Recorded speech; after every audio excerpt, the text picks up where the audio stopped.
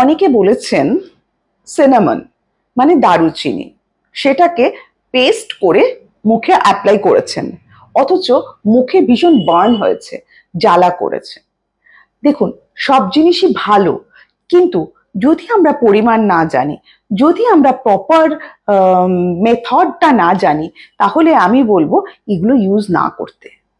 অবশ্যই দারুচিনির মধ্যে তো ভীষণ জ্বালা করবে স্কিন, তাহলে সেটাকে কি করতে হবে?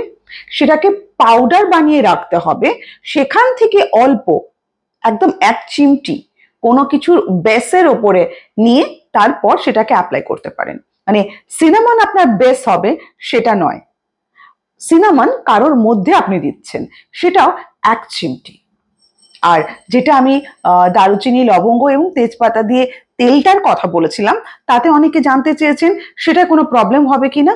আমি বলবো না, সেটাতে কোনো প্রবলেম হবে না, কারণ আপনি অলিভ অয়েল বা কোকোনাট অয়েল তার মধ্যে কিছু পরিমাণের সেই জিনিসগুলো দিয়ে ফুটিয়ে নিচ্ছেন, আর সেই তেলটা আপনারা অ্যাপ্লাই করছেন।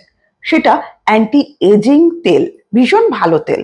প্রত্যেকদিন রাত্রে বা সকালে দুবার করে যদি ম্যাসাজ করা যায়, স্কিন কিন্তু ভীষণ ইয়াং থাকে, বলিরেখা কম পড়ে, অবশ্যই পড়বে, বাট সেটা অনেক বছর পরে। তবে হ্যাঁ, কোনো জিনিসই একদিনে তো হয় না, এগুলোকে রেগুলার মেনটেন করতে হয়, তাহলে দেখবেন ভালো থাকবেন আপনারা।